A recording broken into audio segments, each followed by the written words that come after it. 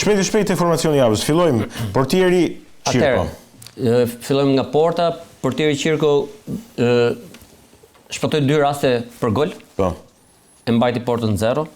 Dhe është një nga portierët me peshë të kampionatit shqiptar, pavarësisht sepse ka pas edhe pse në moshë madhore portieri Alban Hoxha ka pas rivalitetin me të, por plus dhe dëmtimet e tjera, por që në këtë ndeshje bëri një performancë shumë të mirë, saqë për mendimin tonë është portieri javës në formacionin tonë. Në mbrojtje, Gomez dhe Azemovic. Gomez i Teutës dhe Azemovic. Gomez përveç faktit që shënoi gol, vazhdon me paraqitjet e mira duke bërë Teutën një kot të fortë dhe në mbrojtje dhe në fazën sulmuese. Është një lojtar i zgjuar, inteligjent, me përdorim të mirë të topit dhe ka bërë një super gol këtë ndeshje dhe është aty. Azemovic sërish në formacion e javës, një lojtar kyç në mbrojtjen e Elbasanit. Por i gjen Elbasani qendrat e mbrojtjes shumë të forta që në fillim të sezonit. Nga krahët, jo rastësisht Andrej Jago dhe Gurishta të Vllaznis, të dy, janë lojtar që përjapin shumë tonus lojës së Vllaznis, sidomos Andrej Jago, një lojtar shumë inteligjent, që her pas here futet në linjat qendrore të mesfushës dhe krijon superioritetin në mesfush. Pavarësisht lojës në krah që është tipike e mbrojtësave të krahut. Kjo tregon futbolli modern që po bën profesori Edi Martini, të cilën e theksuam vetë pak më përpara dhe është kompliment për profesorin, sepse po bën një futboll total. Dhe me futbollin e sotëm, se ne po shohim edhe botën se si luajnë futboll, 2 lojtarët e krahut janë lojtarë shumë të rëndësishëm, sepse nuk kanë vetëm fazën defensive, por kanë shumë rëndësi edhe fazën ofensive, sepse duke sulmuar krahut, normalisht bëhen në superioritet numerik që themi ne në gjuhën e futbollit.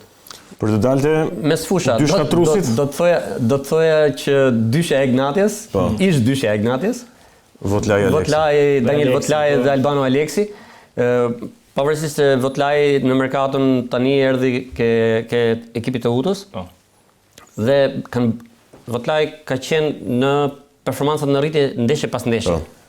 Është kthyer në një lojtar formacioni ke ekipi të Utës me paraqitje shumë të mira dhe jo më kot të Uta vazhdon sepse është shumë i mirë dhe në fazën defensive si lojtar. Është pak agresiv. Shkatrues tipik. Pak agresiv dhe por ajo mbi të gjitha që atë po e bën shumë mirë, ai ka ngritur shumë ritmin e lojës, në krahasim me çka ardh në fillimin e kampionatit shqiptar. Ka pas rritje të vazhdueshme, është progresion. Albano Aleksi pastaj është një koloz i mesfushës ke ekipi e Ignatias, mesfushës në kampionatin shqiptar, lojtar me eksperiencë. Unë do guxoja ta cilcoja një Sergio Busquets i kampionatit tonë. Për këtë kontribut të jashtëzakonshëm që ka dhe në mënyrë. Nuk e krahasoj, do e krahasoj me dikë tjetër. Do e krahasoj me dikë tjetër që ka më shumë grind se Busquetsi, sepse grinda e Aleksit është për të marrë shembull në patjetër. Grinda e Aleksit është për të marrë shembull nga të gjithë lojtarët e Superligës shqiptare. E cilcova si Sergio Busquets duke patur parasysh mënyrën se si luaj futboll profesori Edir Tetova, që luan një futboll modern. Patjetër, por Aleksi doli dhe lojtari i ndeshjes. E meriton këtë javë dhe për mendimin tim është një pikë kyçe e mesfushës të Ignatias, pa Aleksin ka mangësi shumë. Ke treshja pas sulmuesit qendror, Devi Bregu, lojtari i ndeshjes ke Vora Dinamo, një lojtar me cilësi të jashtëzakonshme. Lojtar që ka kualitet, ka klasë, bëri maksimumin, i dha 3 pikëshim Dinamos, kur luan ai Profesor Daja ka një vlerë të shtuar në fush. Jo Profesor Daja, po është vlerë e shtuar kampionatit shqiptar. Devi Bregu, i cili është një lojtar shumë virtuoz, që ka luajtur dhe jashtë, por ndoshta karriera nuk i ka shkuar ashtu siç ishin pritshmëritë, sepse ishte edhe një nga kandidatët për ekipin tonë kombëtar, por gjithsesi luan një nga emrat më të mëdhenj të futbollit shqiptar dhe e meriton të jetë formacion e javës. Ergis Arifi i Teutës bëri një ndeshje shumë të mirë dhe Arifi doli lojtari i ndeshjes për Teutën. bëri edhe gol. Do më lejosh vetëm 1 minutë këtu, sepse duke përmendur Ergis Arifin, do përmendim dhe akademitë. Në këtë rast Akademia Tauta ka punuar shumë mirë. Mos harrojmë që është një lojtar që është futur që në moshën 17 vjeçare në ekipin e parë. Ka një cici shumë të mirë, nuk po them të jashtëzakonshëm, se është djalë i ri, duhet t'i dhënë moral, duhet t'i dhënë shtys. Trajneri Dobi po i jep shansin, Arifi po e shfrytëzon. Në këtë ndeshje ishte vërtet lojtari i ndeshjes dhe uroj të vazhdojë kështu dhe është një premis jo vetëm për Teutën, por është për kampionatin shqiptar. Shpresojmë shumë tjetër dhe për ekipin tonë kombëtar.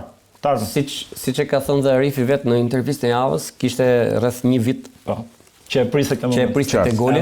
Dhe ka punuar fort për të qenë dhe këtu si lojtari i ndeshjes dhe informacionin e javës.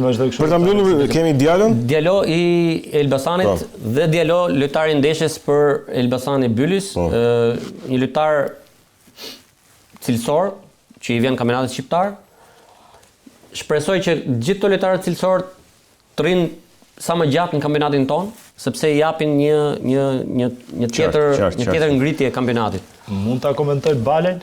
Po, jepi. Atëherë, për Bekim Balej, kam vetëm komplimente, për cilësitë e tij nuk diskutohet se e ka treguar gjatë gjithë karrierës vet, po unë dua ta komplimentoj për profesionistin që është, sepse po tregon që edhe pse është drejt fundit karrierës vet, me një pasion dhe dëshirë të jashtëzakonshme, mbi të gjitha për atë fanel ku ai është lindur dhe rritur, se nga vllaznia ka dalë nga ajo shkollë futbolli, është kthyer për të mbyllur karrierën dhe uroj shumë që ta mbylli me një trofe, se e meriton dhe vërtet dhe si djalë, kam një respekt veçantë dhe është një shembull për të marrë nga djemt e ri se përmendur Arifin dhe gjithë brezi i ri futbollistëve në Shqipëri dhe komplimente Bekim Balajt. Për cilësitë e tij nuk kemi çfarë themi, është sulmuesi më i mirë kampionat shqiptar. Mori një penallti në ndeshje me zgjuarsi, e mori ai. Jo se e shkaktoi lojtari. Fitoi ai. Dhe detaji më i bukur ke penaltia është sepse nuk e goditi vetë, por e dha lirim Kastratit, që nuk ishte shënuar gol, ke vllaznia, i dha topën dhe shënoi golin. Një gest shumë i bukur për grupin. Po do të përmend Kastratin edhe Kallakun, se këtu nuk janë në 11 e javës, por është boshti i skuadrës së vllaznisë për këtë sezon. Vërtet bashkë me Bekim Balejn dhe me Gjinin, ish lojtarin e Teutës, është vërtet një bosh dhe një skuadër. Jo më kot tham që është ekipi kompletuar dhe meriton këtë vit të paktën me paraqitjet. Komplimente profesorit Di Martinit, trajneri i javës. Dhe trajneri i javës, profesori Di Martini, sepse për vetë faktin, sepse edhe trajnerët tjerë kanë bërë paraqitje të mira, por duke qenë që është vendi i parë, ka fituar klasikën kundër Tiranës, që klasika e futbollit shqiptar, Vllaznia Tirana, dhe për më tepër për lojën dhe zhvillimet që ka pasur, është me modulin 4. Është bërë një gabim ke grafika, se është shënuar 4-3-3, është 4-2-3-1. Dhe është ky formacioni i javës me trajneri Di Martinin që kryeson 11.